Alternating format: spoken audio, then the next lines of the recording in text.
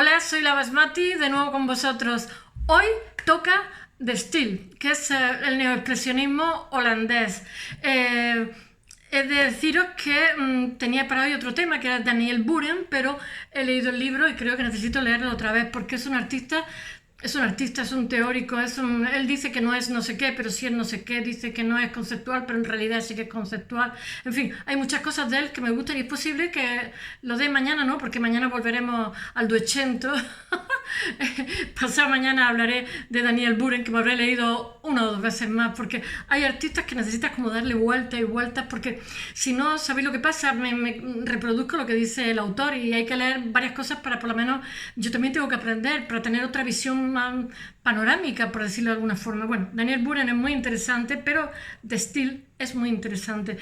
Mirad, el otro día cuando hablaba de la Bauhaus y hablaba de Gropius, Gropius que era partidario de la Deutsche Werkbund, que era el arquitecto de moda antes de la Primera Guerra Mundial, y después cuando vuelve de la guerra, que ha vivido el horror del gases tóxicos, el horror de las barricadas de barro, yo qué sé, la muerte, pues vuelve distinto, vuelve con un anhelo de regenerar Alemania, pero desde el expresionismo. Ya sabéis que el norte de Europa es muy expresionismo, como un anhelo, como muy espiritual, y de pronto llegan los holandeses, no sé si en el año 22 23, llega Theo van Doesburg y llega a Weimar y le dice a este que quiere ser profesor suyo de allí, de la Bauhaus, y este dice que no, que nasty, porque era muy dogmático y era un poco Moisés en el Sinaí con las tablas de la ley cuando hablaba, ¿no? Entonces Gropius es muy inteligente, entonces quiere que los alumnos interactúen con diferentes corrientes y tal, pero no quiere santones allí para nada.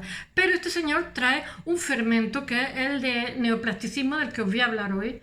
Y después vendrá Moholy Nagy, que viene con otro fermento que es el del constructivismo ruso, que es muy interesante, y se juntan como si dijéramos dos ideologías dentro del misticismo que tenían en ese momento, de regenerar Alemania mediante un anhelo espiritual, porque claro, estaban tan horrorizados de tanta muerte y tal, es normal, y tanta calamidad, pues que tenían el espíritu elevado, y de pronto esto, aunque no le permite ser profesor, este dice que no, pues te vas a acordar, y entonces un alumno o le deja ¿cómo se llama? Un estudio en Weimar sin trabajar de profesor y tal, y ahí se dedica a expandir su idea, la expande tanto que afectan a la Bauhaus, afectan en beneficio, por decirlo de alguna forma, y afecta también el fermento ruso. Bueno, pues este señor que está allí, que afecta a la Bauhaus, bueno, afecta a todo el mundo. Es más, lo que os voy a contar hoy, el neoplasticismo, esa racionalidad que en realidad parte de la tridimensionalidad de la obra de Pierre Mondrian, y bueno, y de que ellos son geniales también. A partir de este momento dan unas soluciones en la arquitectura que cambian totalmente la arquitectura, le integran una cantidad de cosas que ya eso va a suponer la arquitectura moderna y que ahora nos parecen normales, pero que entonces eran una locura. Bueno, ahora os hablaré de eso. Ahora, espacio-temporalmente, ejes sincrónico-diacrónico. Es que me pica la nariz. Cuando me pongo a hacer esto, yo no sé por qué me dan todos los picores de agonía.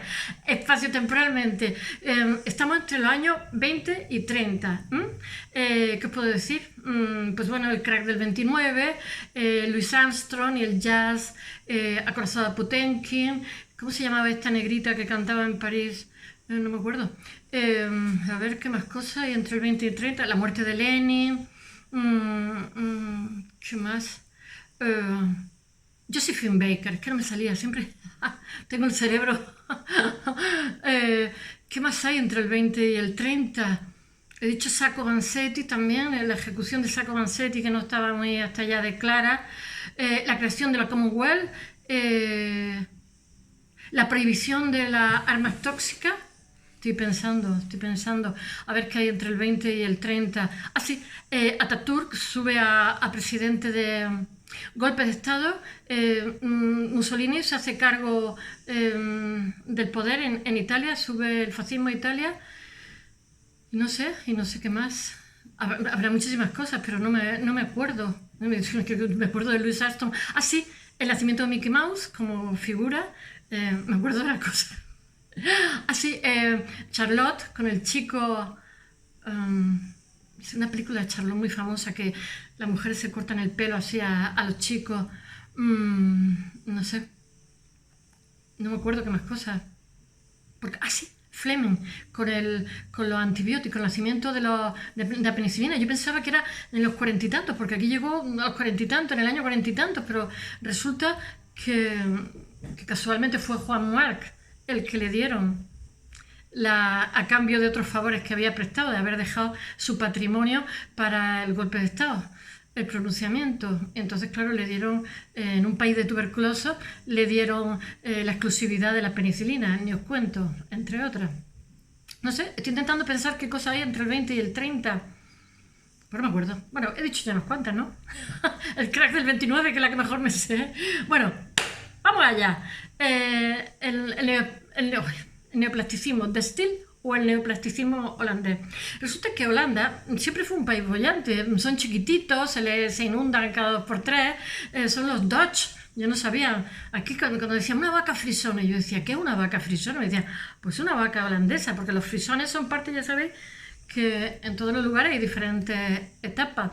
Zelanda, los frisones, en fin, todo el mundo lo asocia con Holanda, yo no lo sabía. Los frisones que migran a Inglaterra también. Bueno, con el neoexpresionismo, Holanda ha desarrollado ya una escuela arquitectónica poderosa y la verdad es que al no estar involucrado en la Primera Guerra Mundial, mirad, ahora os voy a contar una cosa, pero después he leído otras.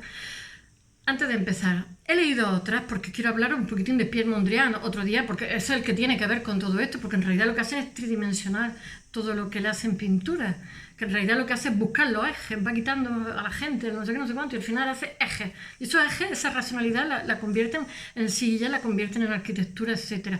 Pues mirad, sabéis que siempre que voy a confeccionar un tema, lo que hago es que si es holandés, pues me intento ir a los museos holandeses, como siempre suele estar en inglés, pues me lo leo, que es un inglés fácil, y entonces resulta pues que los libros de historia y tal te dan unas versiones y después los del lugar te dan otras versiones totalmente distintas.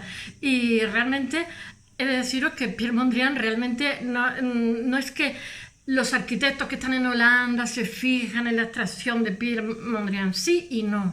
La cosa no es tan escéptica. Es que Pierre Mondrian, como resulta que vive en París, en Montmartre, pues va un tiempo a su casa, porque tiene familia, tiene madre, tiene hermanos y tal. Y entonces resulta que estalla la Primera Guerra Mundial. Entonces, claro, como Holanda no está implicada, se cierra la frontera y se queda allí, se queda unos cuantos años allí. Entonces, él se hace amigo, estando allí, de Theo van Doesburg, que es el que estoy hablando hoy, que es un arquitecto que después se va a la Bauhaus, etc. Theo van Doesburg es pintor, es poeta, es arquitecto, etc. Y tiene una idea muy progresista, muy avanzada. Entonces, se hace muy amigo y es deciros que Pierre Mondrian, eso lo he leído, de Holanda, Pierre Mondrian es una persona súper sensible, partidario de una utopía, todavía no ha sido la Segunda Guerra Mundial, que hay un genocidio, o sea, él piensa que todos los seres humanos hacemos algo y que lo hacemos por nuestro bien, y que él ha simplificado la pintura porque lo que quiere es que haya armonía, y entonces todo lo que hacemos las personas, los animales, todo es una armonía universal, que entonces lo que hay es que quitar, como diríamos, la individualidad, por decirlo de alguna forma. Entonces, en esa racionalidad donde hay que anular, porque ya sabéis un poco que el norte de Europa tiene tradiciones que son, porque el Mediterráneo no nos hemos adaptado bien a la industrialización porque somos muy individualistas, entonces aquí se ha generado pues Homero, toda una tradición de cultura, de literatura, de pintura y tal, pero somos muy individualistas y sin embargo conforme vamos subiendo, que digamos los climas son más adversos y tal, hay mucha idea de grupo y bastante buena resistencia a la frustración, cosa que aquí tenemos baja resistencia a la frustración. Bueno, os digo todo esto para introduciros. Quiero decir que esto no es casual. No es que este señor un día se fija en la pintura del que os voy a hablar. No es que se fija casualmente un día en la pintura, sino que al otro que viene a ver a la familia le cierra la frontera porque Holanda no está implicada y Francia, donde él vive, sí. Entonces se queda unos cuantos años allí y entonces se hace íntimo amigo de este. Entonces, digamos, su ideología, su forma de fantasear, su forma de ver la vida, su sensibilidad, se la pasa a este señor que la traduce a arquitectura, la traduce a mobiliario, la traduce a una cosmovisión, a una forma de ser, de sentir, de pensar, a una nueva conciencia, por decirlo de alguna forma. Y además de eso, a partir de entonces, cuenta con Pierre Mondrian cuando están haciendo cosas, porque él va a hacer una revista que se llama The Style, que es el estilo en holandés, y bueno, que voy a empezar alguna vez porque estoy haciendo tanta síntesis, pero es que lo que os decía cuando os hablaba ayer el Duecento, no es que la historia no la cuentan como si fuera algo lineal, como si fuera una longaniza con departamentos estancos, no, pues la historia es un zigzagueo y muchas veces está lleno de cosas más sencillas. Y entonces, como resulta que Holanda en el 16, 17 y 18, o el 15, 16, 17, que si el centenario de la muerte de Van Gogh al año siguiente, que si 5 siglos, se celebra 5 siglos de, ¿cómo se llama?, del nacimiento del Bosco. Y al año siguiente, casualmente, no sé si era el 18 o el 19, fue el nacimiento del neoplasticismo holandés, que tiene muchísimo que ver, que prácticamente es la arquitectura del siglo XX, la arquitectura moderna y contemporánea, tiene una influencia brutal. Y tanto es así que la Bauhaus la fagocitan casi prácticamente. Lo que pasa es que la Bauhaus se mestiza también con los rusos, con el constructivismo ruso. Y entonces, al final es una especie de una mezcla mestiza. Ya me están llamando por teléfono. Siempre me llaman a esta hora. Es como una mezcla de muchas cosas, lo cual es maravilloso. Bueno, venga, vamos a empezar. El expresionismo de la escuela de Ámsterdam. Ámsterdam se ha hecho ¿cómo se dice? La arquitectura holandesa se ha hecho muy poderosa en Europa antes de todo eso, porque es un país próspero, ya digo, con muchísima adversidad, porque se inunda, son Países Bajos porque son Países Bajos. Están también después los países altos, que en Austria y otros sitios, yo no lo sabía. Bueno, entonces los holandeses, debido a que no intervienen en la Primera Guerra Mundial, no están implicados y tienen una situación próspera económica, pues eso permite que las vanguardias progresen, que es lo que ocurre, y bueno, que empiecen a desarrollarse, y bueno, que tienen las tendencias vanguardistas a nivel arquitectónico mayor que en ningún sitio de Europa. Y bueno, los arquitectos de allí, que bueno, empiezan los arquitectos, digamos, más jóvenes. Para algunos arquitectos holandeses hay un rechazo entre los ornamentos. Ellos utilizan mucho el ladrillo, porque claro, es un lugar muy, muy húmedo. El uso del ladrillo, los ornamentos pequeños, que eso viene del expresionismo, y entonces no encuentran que su seña de identidad, o sea, lo encuentran como muy conservador la forma de construir. Entonces, en estos momentos estamos en 1910-1911, antes de llegar donde quiero llegar, pues ha habido en Holanda una influencia notable entre la idea de Frank Lloyd Wright, porque resulta que entre el 10 y el 11 se publican 2 tomos de la arquitectura por la editorial Wordsmouth o algo así. Y después también hay un grandísimo influjo, porque esto que os estoy contando viene del cubismo, aunque no se diga, pero es así. Esto deviene del cubismo, deviene en el cubismo, y entonces lo mismo que la factoría Fagus que hace un Walter Gropius, que es el primer proyecto que hace después, porque cuando trabaja con Arens haciendo la sala de turbinas, que es histórica, porque realmente es un ayudante, pero él que la lleva a cabo. Entonces eso los industriales le echan el ojo, y entonces le encargan la fábrica Fagus, que es la factoría Fagus, que es de hormas de zapatos. Y entonces lo hacen con, ¿cómo diría yo?, con estructura de cubos claros y a través de intersecciones en la superficie, como acanalado. Y bueno, las pinturas de Pierre Mondrian, como he dicho que un día os hablaré seguramente de él, Pierre Mondrian tiene una importancia muy destacada, sobre todo Theo van Doesburg, que durante X años de la Primera Guerra Mundial, no sé si el 15, es que no me acuerdo cuándo era, el 14 al 19 o el 15 al 19, está prácticamente conviviendo con este señor, y tiene muchísimas charlas, muchísimas discusiones, etc. Y entonces, he de deciros que Pierre Mondrian al principio lo que hace en 1907 son piezas neoexpresionistas, son cuadros neoexpresionistas. En 1907 comienza con la abstracción, pero tarda un tiempo. Fijaros si tarda tiempo, que esto en Holanda, incluso cuando construían casas, construían proyectos que son preciosos, estaban mal vistos. O sea, la gente que lo hacía los tachaban de locos y de tontos por asumir esos proyectos. Pierre Mondrian empiezan a tenerlo en consideración a partir de 1955, y estamos en 1907. Imaginaros si tarda la sociedad en absorber todo. No, a nivel arquitectónico, desde el primer día las soluciones que da se van calando, pero así todo tiene unas críticas terribles, porque es una ruptura total todo lo que se hace con el neoexpresionismo, y es contagioso y se extiende a todo el mundo, porque es una precisidad las casas que hace, no lo contaré. Bueno, el Pierre Mondrian lo que hace cada vez es depurar más, depura, son todo ángulos rectos. no se permite las diagonales, hay muchísima limpieza de líneas y utiliza las tintas planas y los 3 colores básicos que ya sabéis que son azul cian, amarillo cadmio y rojo magenta. Si oís música es que tengo unos vecinos músicos que están ahora ensayando. Estoy acompañada. Bueno, y en 1914 aparece esa evolución y aparecen los cuadros sin objetos, en los cuales hay una superficie, el campo pictórico. Todo esto los arquitectos lo que hacen es aplicarlo al espacio, por decirlo, hay una limpieza espacial. Ahora os contaré cómo la casa Schroeder, en la planta de arriba, puedes quitar todos los muros y dejar una zona diáfana, o puedes poner los muros que te dé la gana y los muros sobresalen, hay unos ventanales inmensos. Bueno, en todo este campo pictórico hay como unas líneas negras, hay tintas planas y hay los 3 colores básicos, pero hay una estructura armoniosa, porque para Piet Mondrian todo en el universo aspira a la armonía, todo lo que hacemos es armonía. Este reticulado incluye rectángulos, cuadrados, que quedan en blanco y reciben un tratamiento de color, como he dicho, con tintas planas, con los colores básicos. Y la concepción estética de Mondrian es como no reproducir objetos en su mundo, en su espacio, que es lo que hacen los sino explicitar la estructura. Él quiere llegar a lo básico, pero él dice que todo eso que vamos a hacer, porque todavía no ha sido la Segunda Guerra Mundial y la primera está en ciernes, todo eso va a llevar a una sociedad armoniosa con los animales, con las personas, porque todo lo que hacemos es armonía, ya sea a través de la literatura, la poesía, el arte, etcétera, etcétera. Bueno, he de deciros que los arquitectos Theo van Doesburg, y tengo que leerlo, Jerry Thomas, que es también ebanista y que va a hacer una silla, este va a ser en ese momento el que va a hacer una silla y va a ser el primer proyecto, que es la casa Schroeder, porque al otro le tumban proyectos que son maravillosos.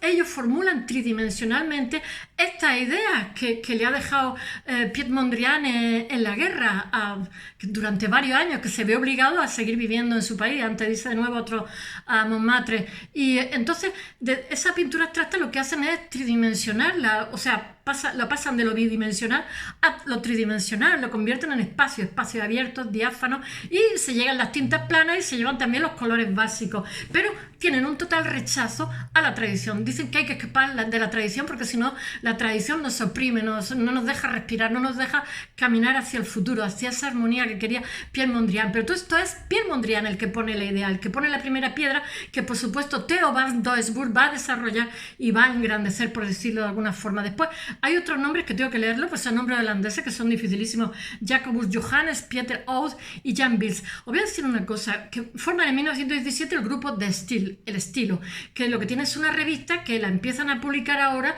y hasta 1932 se está publicando, imaginaros. Y ese es el órgano como de difusión de su idea, una revista que viaja a todo el mundo y una revista que tiene una repercusión tremenda. Y bueno, el estilo lo que refleja es el concepto de sí mismo. Y bueno, frente a los estilos barroco, el clasicismo y tal, de estilo que tiene es un lenguaje abstracto, o sea, depurado, muy depurado, libre de toda ornamentación. Lo habréis visto 40.000 veces, pero no habréis dado cuenta.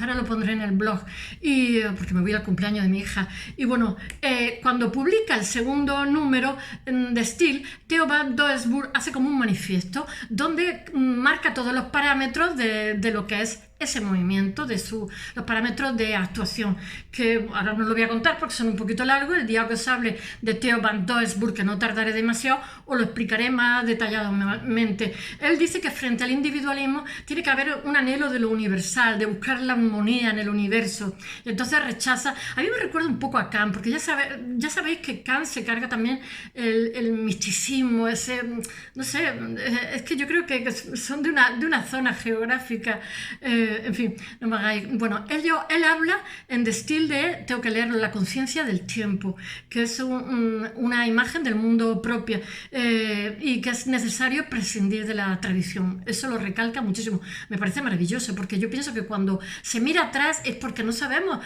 ser contemporáneos, ver qué es lo que estamos haciendo hoy, porque siempre cuando haces algo tienes que arriesgar y te pegan mucho. Es más, cuanto más te amenazan y te pegan yo no sé, porque tengo experiencia de hacer cosas, significa que vas por el buen camino.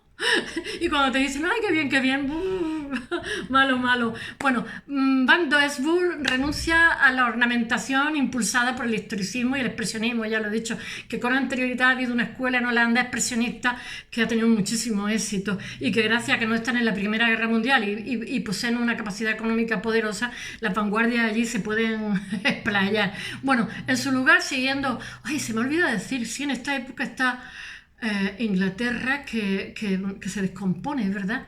Se crea la Commonwealth, se descompone porque ha dejado de ser potencia. En su lugar, siguiendo la pintura de Mondrian, lo que hace es simplificar la arquitectura. Pasan de la bidimensionalidad a la tridimensionalidad, como he dicho. Se trata de combinar espacios cúbicos. De vez en cuando miro, porque ¿sabéis lo que pasa? Me salto todo y siempre voy al final. Y entonces generan una vivienda muchísimo más simplificada, donde no hay, ¿cómo se dice?, tejado a dos aguas, es un tejado plano, como un terradito que tenemos aquí en el sur. ¿Cómo se llama? Las fachadas son simples. ¿Cómo se llama? Los tabiques sobresalen a la calle. Hay muchísima cristalera, muchísima ventana, muy alegre, con muchos colores, con los colores básicos. Es totalmente diferente. Y entonces el edificio se trata realmente como una escultura. Bueno, es que los que no lo sepan, yo soy escultora, entonces vemos a los arquitectos como escultores, simplemente que el tamaño es un poco más grande, la escala. Bueno, con los colores primarios y las tintas planas. No sé qué más puedo deciros. Que esto no se limita al ámbito holandés, porque ya sabéis que Theo Van Doesburg se va a la Bauhaus porque sabe que ahora mismo es la mayor escuela de arte y allí expande su ideología, su evangelio, por decirlo de alguna forma, aunque no lo hagan profesor, a todos se les contagia. ¿Cómo se llama? Walter Gropius modifica totalmente el despacho, aunque no lo contrate, lo hace a imagen y semejanza de esta ideología, totalmente con ángulos rectos, una vidriera gigantesca, etc. Y después cuando hace Dessau, la segunda Dessau, yo decía Dessau, pero he provisto Dessau, la segunda escuela de Bauhaus, ya la hace con la idea del neoplasticismo holandés. Fijaros hasta qué punto en poquísimo tiempo esta idea se expande muchísimo. Bueno, es de deciros que Gerrit hace la famosa silla, Jerry Thomas Riebel, la famosa silla que la habréis visto un montón de veces en rojo y azul, siguiendo a Piet Mondrian. Y bueno, son como listones de colores con diferentes planos, pero todo es ángulo recto con diferentes planchas de colores donde hay un desnivel, etcétera, entre las maderas. Voy a abreviaros porque se me está haciendo tarde. Y bueno, y también es Riebel el primero en realizar el proyecto de la casa Schroeder, como he dicho, donde hay una fachada sin ornamento, donde hay muchísimas cristaleras, donde los muros sobresalen, donde arriba no hay tejado a dos aguas, etcétera. Y bueno, sino el enlucido es blanco y liso y la superficie de los muros interactúan entre sí, todos son ángulos rectos en un espacio de amplios ventanales. Y bueno, y que en el piso de arriba, como he dicho antes, son zonas diáfanas que puede poner tabique o no, simplemente dejar una zona amplia. Es una concepción totalmente diferente del espacio. Y bueno, he de deciros que todo esto, estas ideas novedosas se expanden como la pólvora y constituye los ejes de lo que es la arquitectura moderna, de lo que va a ser la arquitectura moderna en el siglo XX y que sustituye a la tradicional. Espero que os haya gustado esta mañana. Mañana el dúo 80 otra vez.